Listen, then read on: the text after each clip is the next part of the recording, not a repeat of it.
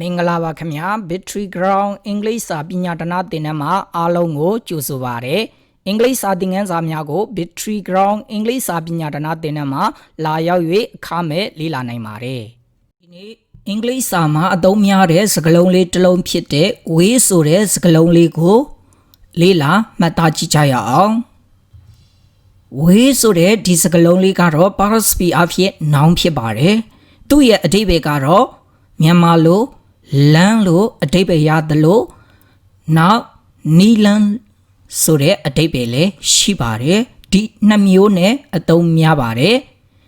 စကားလုံးတွေကိုလေ့လာမှတ်သားတဲ့အခါမှာတစ်လုံးနဲ့လေ့လာမှတ်သားတာထက်စကားစုတွေစာကြောင်းတွေဝါကြတွေဖွဲ့ပြီးတော့လေ့လာမှတ်သားရင်ပို့ပြီးတော့ထိရောက်ပါတယ်ပို့ပြီးတော့လည်းပဲမှတ်မိပါတယ်ပို့ပြီးတော့လည်းပဲအကျိုးရှိပါတယ်ဒါကြောင့်မို့လို့နမူနာဝါကြလေးတွေနဲ့ဒီစကားလုံးလေးကိုရေးဖွဲ့မှတ်သားကြည့်ကြရအောင် The way to success is not smooth အောင်မြင်မှုစီတို့သွားရလမ်းကမဖြောင့်ဖြူးဘူး The way to success အောင်မြင်မှုစီတို့သွားရလမ်းက is not smooth မဖြောင့်ဖြူးဘူးNever give up. Now you are halfway to success. Never give up. Swim shone. Now, aku,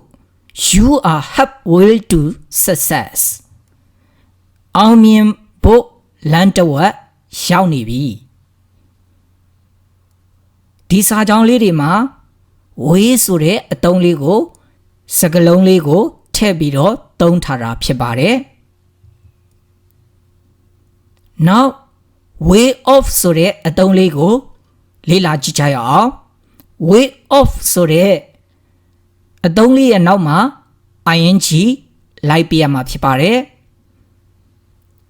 နမူနာစကားလုံးလေးတွေကြည့်ရအောင် way of living နေထိုင်ပုံနေထိုင်နည်းသို့မဟုတ်နေပုံ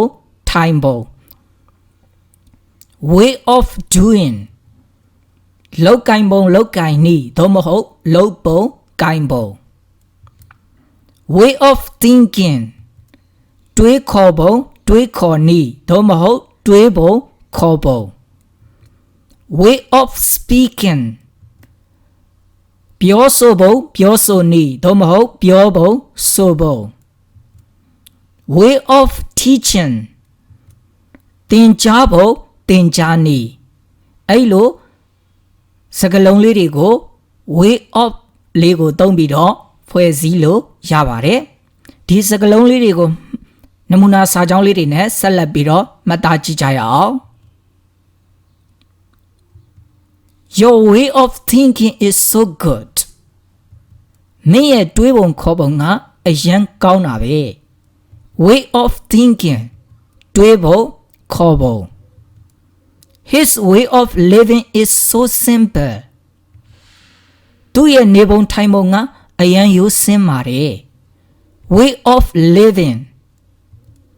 နေပုံထိုင်ပုံ His way of teaching is so good သူရဲ့သင်ကြားပုံသင်ကြားနည်းကအရန်ကောင်းပါတယ် way of teaching သင်ကြားပုံသင်ကြားနည်းနောက်ထပ်နမူနာစာကြောင်းလေးတွေဆက်ကြည့်အောင် His way of solving problem is so tough သူရဲ့ပြဿနာဖြေရှင်းပုံဖြေရှင်းနည်းကအရန်ပညာသာပါတယ် way of solving problem ပြဿနာဖြေရှင်းပုံဖြေရှင်းနည်း Your way of learning English is incorrect မင်းရဲ့အင်္ဂလိပ်စာလေ့လာပုံလေ့လာနည်းကမှားနေတယ် way of learning English အင်္ဂလိပ်စာလေ့လာပုံလေ့လာနည်းဒီစာကြောင်းလေးတွေမှာတော့ way of ဆိုတဲ့အသုံးလေးကိုသုံးထားတာဖြစ်ပါတယ် way of ရဲ့နောက်မှာ ing လိုက်ပေးရမှာဖြစ်ပါတယ်နောက်အသုံးလေးတွေဆက်ပြီးတော့လေ့လာကြည့်မယ် the will ဆိုတဲ့အသုံးလေးဖြစ်ပါတယ် the will ဆိုတဲ့အသုံးလေးရဲ့နောက်မှာ the ကလော်လိုက်ပေးရမှာဖြစ်ပါတယ်ဒါဆိုရင်သူ့ရဲ့အဓိပ္ပာယ်ကတော့ရက်လုံပုံကိုင်းပုံလောက်တဲ့ဆိုရင်တော့လုံပုံကိုင်းပုံလို့ဘာသာပြန်ရမယ်ပြောရဲဆိုရင်တော့ပြောပုံဆိုပုံအဲ့လိုစသည်ဖြင့်ဘာသာပြန်လို့ရပါတယ်နမူနာစာကြောင်းလေးတွေကြည့်ကြရအောင် The way that you speak English is very interesting မင်းရဲ့ English ကပြောပုံဆိုပုံကအရန်ဆွဲဆောင်မှုရှိတယ် The way that you speak English မင်းရဲ့ English ကပြောပုံဆိုပုံက is very interesting အရန်စိတ်ဝင်စားဖို့ကောင်းတယ်သို့မဟုတ်အရန်ဆွဲဆောင်မှုရှိတယ် The way that he teaches English is very interesting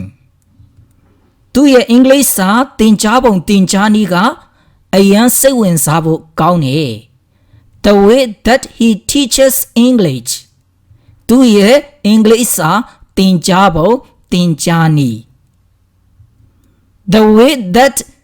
they study English is incorrect သူတို့ရဲ့ English စာလေ့လာပုံလေ့လာနည်းကမှားနေတယ်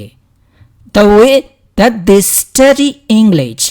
သူတို့ရဲ့ English စာလေ့လာပုံလေ့လာနည်းနောက်ထပ်နမူနာစာကြောင်းလေးတွေဆက်ကြည့်အောင် The way that he speaks is very rude သူရဲ့ပြောပုံဆိုပုံကအရန်ရိုင်းနေ The way that he speaks သူရဲ့ပြောပုံဆိုပုံ The way that she wears is very hot သူမရဲ့ဝတ်ပုံစားပုံကအရန်ခက်မိတယ် The way that she wears သူမရဲ့ဝတ်ပုံစားပုံက The way that he solves the problem is very toughful သူရဲ့ပြဿနာဖြေရှင်းပုံဖြေရှင်းနည်းကအရန်ပညာသားပါတယ် The way that he solves the problem သူရဲ့ပြဿနာဖြေရှင်းပုံဖြေရှင်းနည်းဒီစာကြောင်းလေးတွေမှာ The way that clause အသုံးလေးကိုထည့်ပြီးတော့သုံးထားတာဖြစ်ပါတယ်ဒီအသုံးလေးတွေဟာအသုံးကောင်းတဲ့အသုံးလေးတွေဖြစ်တဲ့အတွက်ကြောင့်မို့လို့အင်္ဂလိပ်စာရေးဖတ်ပြောမှာထည့်ပြီးတော့ရေးကြည့်ပါထည့်ပြီးတော့ပြောကြည့်ပါ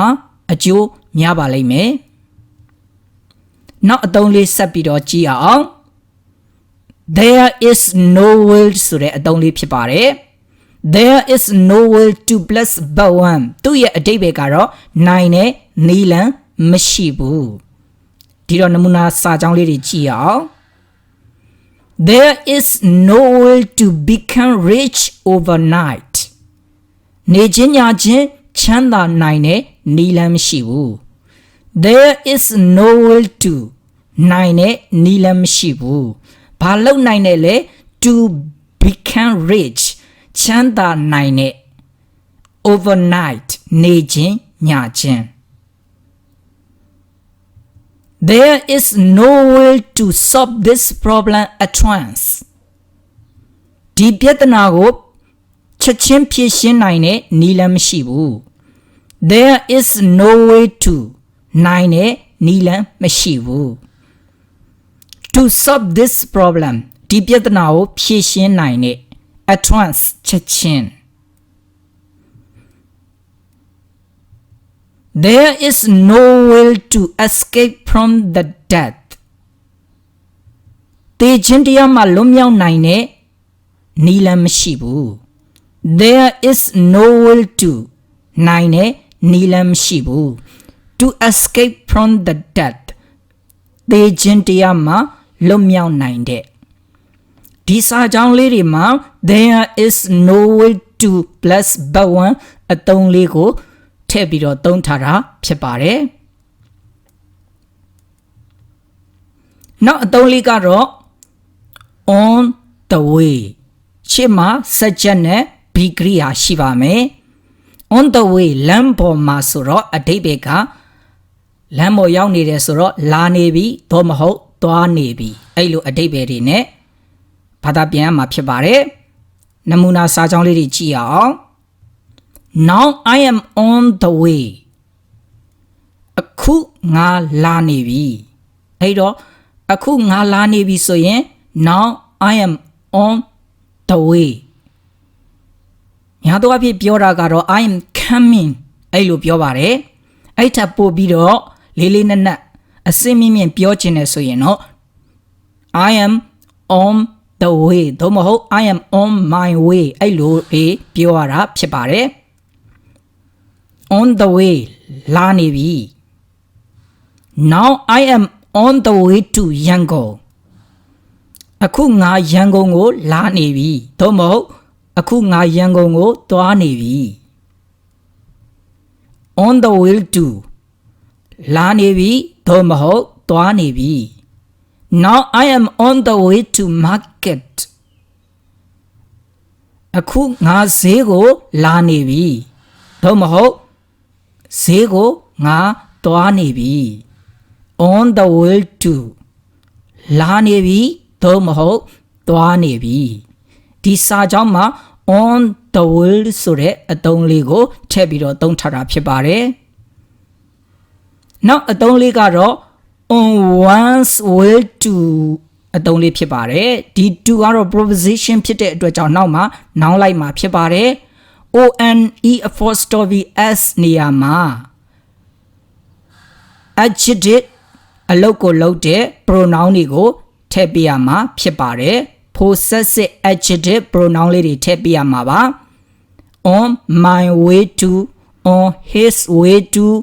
on her way to စသည်ဖြင့်ပြောလို့ရပါတယ်သူ့ရဲ့အဓိပ္ပာယ်ကတော့တို့အသွားလမ်းမှာနမူနာစာကြောင်းလေးတွေကြည့်အောင် on my way to school I met her unexpectedly on my way to school ကျောင်းသို့အသွားလမ်းမှာ I met her ကျွန်တော်သူမနဲ့တွေ့ဆုံခဲ့တယ်ဘယ်လိုတွေ့ဆုံခဲ့တာလဲ unexpectedly မမျှော်လင့်ပဲနောက်တစ်ကြောင်းကြည့်ရအောင် on her way to market her purse was stolen on her way to market ဈေးသို့အသွားလမ်းမှာ her purse သူမရဲ့ပတ်စံအိတ် was stolen အခိုးခံလိုက်ရတယ်ဒီစာကြောင်းမှာ on one's way to ဆိုတဲ့အသုံးလေးကိုထည့်ပြီးတော့သုံးထားတာဖြစ်ပါတယ်သူ့ရဲ့အဓိပ္ပာယ်ကတော့တို့အသွားလမ်းမှာနောက်သူနဲ့အလားတရန်တူတဲ့အတွေ့အသုံးလေးကတော့ on one's way back from သူ့ရဲ့အဓိပ္ပာယ်ကတော့မှအပြန်လမ်းမှာ on my way back from school I met her unexpectedly on my way back from school ကျောင်းမှာအပြန်လမ်းမှာ I met her unexpectedly မမျှော်လင့်မဲ့ကျွန်တော်သူမနဲ့တွေ့ဆုံခဲ့တယ် on my way back from school ကျောင်းမှာအပြန်လမ်းမှာ on her way back from market her purse was stolen on her way back from market ဈေးမှာအပြန်လမ်းမှာ her purse was stolen သူမရဲ့ပတ်စံအိတ်အခိုးခံလိုက်ရတယ်ဒီစာကြောင်းလေးတွေမှာတော့ on way back from ဆိုတဲ့အသုံးလေးကိုထည့်ပြီးတော့သုံးထားတာဖြစ်ပါတယ်နောက်အတွေ့အသုံးလေးက on the way to နောက်အသုံးလေးဖြစ်ပါတယ် on the way to now ဆိုတဲ့ဒီအသုံးလေးရဲ့အဓိပ္ပာယ်ကတော့တခုခုစီသို့ဥတည်နေတယ်ဥတည်ပြီးတော့သွားနေတယ်တခုခုဖြစ်တော့မယ်တွေးတော့မယ်စသည်ဖြင့်သုံးတဲ့အခါမှာသုံးလို့ရတဲ့အသုံးကောင်းလေးဖြစ်ပါတယ် subject plus be on the way to plus now ဒီပုံစံလေးကိုလည်းပဲနမူနာစာကြောင်းလေးတွေနဲ့သုံးကြည့်ရအောင် You are on the way to success မင်းအောင်မြင်တော့မယ် on the way to တော့မယ် He is on the way to death သူသေတော့မယ် on the way to တော့မယ် He is on the way to hell သူတော့ငရဲကြတော့မယ် on the way to တော့မယ်ဒီစာကြောင်းလေးတွေမှာ on the way to ဆိုတဲ့အသုံးလေးကိုသုံးထားပါတယ်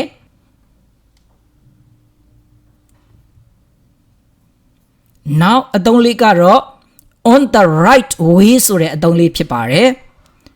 on the right way ဆိုတဲ့ဒီအသုံးလေးရဲ့အဓိပ္ပာယ်ကတော့လမ်းကြောင်းမှန်ပေါ်ရှောင်နေပြီလို့အဓိပ္ပာယ်ရရှိပါတယ် on the right way လို့မသုံးချင်ရင်နောက်ထပ်အသုံးရှိပါတယ်အဲ့ဒါကတော့ on the right track ဆိုတဲ့အသုံးဖြစ်ပါတယ် TRACK track နဲ့ way နဲ့ဒီနေရာမှာအဓိပ္ပာယ်တူပါတယ်မှန်ကန်တဲ့လမ်းကြောင်းပေါ်ကိုရှောင်နေတယ်လမ်းမှန်ရှောင်နေပြီအဲ့လိုအဓိပ္ပာယ်တွေရရှိပါတယ်နမူနာစာကြောင်းလေးတွေကြည့်အောင် You are on the right way to be successful အောင်မြင်မှုအတွက်မင်းလမ်းကြောင်းမှန်ပေါ်ရှောင်နေပြီ on the right way လမ်းကြောင်းမှန်ပေါ်ရှောင်နေပြီ Our country is on the right way to develop ဖွံ့ဖြိုးတိုးတက်ဖို့အတွက်ကျွန်တော်တို့နိုင်ငံကလမ်းကြောင်းမှန်ပေါ်ရောက်နေပြီ on the right way လမ်းကြောင်းမှန်ပေါ်ရောက်နေပြီဒီမှာ on the right way ကိုသုံးထားပါတယ်ဒီနေရာမှာအစားထိုးခြင်းနဲ့ဆိုရင်တော့ on the right track ဆိုတဲ့အသုံးလေးကိုအစားထိုးသုံးလို့ရပါတယ်အဓိပ္ပာယ်ကတော့အတူတူပါပဲလမ်းကြောင်းမှန်ပေါ်မှာနောက်အသုံးလေးကြည့်ရအောင် in one way or another in one way or another ဆိုတဲ့ဒီအတွဲသုံးလေးရဲ့အဓိပ္ပာယ်ကတော့တနည်းမဟုတ်တနည်းနဲ့အဲ့လိုအဓိပ္ပာယ်ရရှိပါတယ် I will try to win her love in one way or another I will try ငါကြိုးစားမယ်ဘာလို့ဖို့ကြိုးစားမှာလဲ to win ဒီမှာ win ရဲ့အဓိပ္ပာယ်က GET get ရအောင်ကြိုးစားမယ် her love သူမရဲ့အချစ်ကိုရအောင်ကြိုးစားမယ်ဘယ်လိုကြိုးစားမှာလဲ in one way or another တနည်းမဟုတ်တနည်းနဲ့ဒီတနည်းမရရင်နောက်တနည်းနဲ့အဲ့လိုအဓိပ္ပာယ်ရရှိပါတယ် in one way or another တနည်းမဟုတ်တနည်းနဲ့နောက် way နဲ့ပတ်သက်တဲ့အသုံးလေးတွေကြည့်ကြရအောင် way ရဲ့အဓိပ္ပာယ်ကအပြုအမူသို့မဟုတ်အကျင့်စရိုက်လို့လည်းပဲအဓိပ္ပာယ်ရှိပါတယ်နမူနာစာကြောင်းလေးကြည့်ပါ I don't like your way meant your way I don't like your way ဒီမှာတော့မင်းရဲ့အပြုအမူတွေအကျင့်စရိုက်တွေကို I don't like ငါမကြိုက်ဘူးလို့ပြောတာပါဒါပေမဲ့သူ့ရဲ့အဓိပ္ပာယ်ကဒီမှာပေးထားတာကတော့မင်းရဲ့အချိုးတွေကိုငါမကြိုက်ဘူး I don't like your way ဒီမှာ way အချိုးတွေအပြုအမူတွေအကျင့်စရိုက်တွေငါမကြိုက်ဘူး meant your way အဓိပ္ပာယ်ကမင်းရဲ့အချိုးတွေကိုပြင်ပါမင်းရဲ့အပြုအမူတွေကိုပြင်ပါမင်းရဲ့အကျင့်စရိုက်တွေကိုပြင်ပါအဲ့လိုအဓိပ္ပာယ်ရရှိပါတယ်ဒီမှာသုံးထားတဲ့ way ရဲ့အဓိပ္ပာယ်ကတော့လမ်းလည်းမဟုတ်ပါဘူးနီးလမ်းလည်းမဟုတ်ပါဘူးသူ့ရဲ့အဓိပ္ပာယ်ကအပြုအမူသို့မဟုတ်အကျင့်စရိုက်အဲ့လိုအဓိပ္ပာယ်ရရှိပါတယ် idiom အသုံးလေးပါ stand on my way ဆိုတဲ့အသုံးမှာ stand ကမတ်တရက်တာ on my way ကျွန်တော်ရဲ့လမ်းပေါ်မှာမတ်တက်ရက်နေတယ်ဆိုတော့အဓိပ္ပာယ်က idiom အဓိပ္ပာယ်ကလာပြီးတော့နှောက်ယှက်နေတာကိုသွားတဲ့လမ်းပေါ်မှာလာပြီးတော့မတ်တက်ရက်နေရင်ဒါကိုလာနှောက်ယှက်တဲ့သဘောပါပဲဒါကြောင့်မို့လို့ idiom အဓိပ္ပာယ်က stand on my way လာနှောက်ယှက်သည်ကြည့်အောင် he is standing on my way သူကကျွန်တော်ရဲ့လမ်းပေါ်မှာရက်နေတယ်ဆိုတော့သူငါ့ကိုလာနောက်ရှက်နေတယ်နောက်တစ်ကြောင်းကြည့်မယ် please don't stand on my way အတိတ်ပဲသိပါပြီငါ့ကိုလာပြီးတော့မနောက်ရှက်ပါနဲ့ဒီနေ့ဆရာတို့လေ့လာလိုက်တာကတော့ WAY way ဆိုတဲ့စကားလုံးလေးရဲ့သူနဲ့ဆက်ဆက်ပတ်သက်နေတဲ့အတွဲသုံးလေးတွေ idiom သုံးလေးတွေကိုနမူနာဝကြလေးတွေဖွဲ့ပြီးတော့လေ့လာမှတ်သားလိုက်တာဖြစ်ပါတယ်ဒီစကားလုံးလေးတွေဝကြလေးတွေဟာအင်္ဂလိပ်စာလေ့လာနေသူတွေအတွက်ရေးဖတ်ပြောမှာတစ်ထောင်တစ်နေရာကနေအထောက်အကူပြုလိမ့်မယ်လို့မျှော်လင့်မိပါတယ်အထောက်အကူလည်းဖြစ်ပါစေခင်ဗျာ